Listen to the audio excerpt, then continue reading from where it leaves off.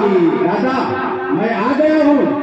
अब भेष पितामह जो जानते थे कि भगवान है, लेकिन भेष पितामह देखिए सदैव देवो भगवान प्रतीक्षिताम, सदैव देव भगवान प्रतीक्षिताम। हे श्री कृष्ण, अगर तुम आ गए हो तो मेरी प्रतीक्षा करो, खड़े रहो।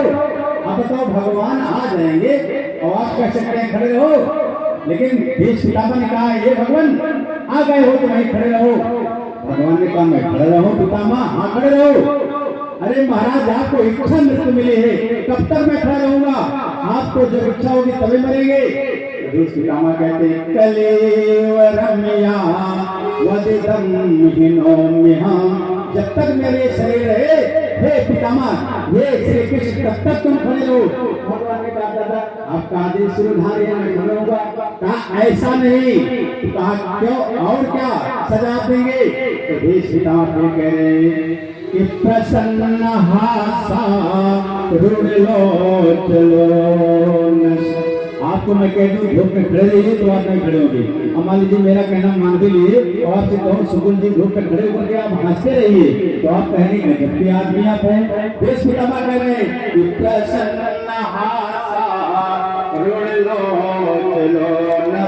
आप प्रसन्न चित्त में खड़े रहिए, खड़े रहिए और प्रसन्न चित्त में खड़े रहिए। कहा चलिए दादा मैं सजा भोगने को तैयार हूँ। कहा और बताता हूँ। तो तीसरी सजा क्या दिया कि मुखाम्बुजो ध्यान पता चतुर्भुजा।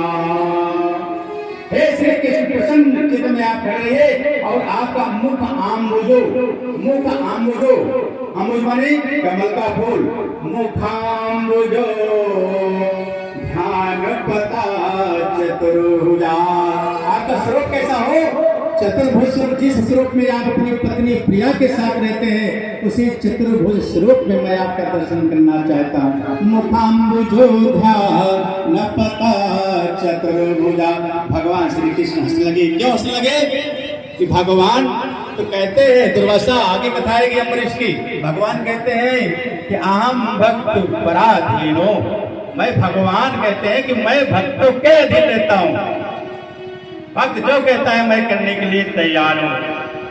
इसीलिए किसी ने कहा भगति के बस में है भगवान, भगति के बस में है भगवान, भगति के बस में है भगवान। धन्य हो प्रभु, धन्य हो।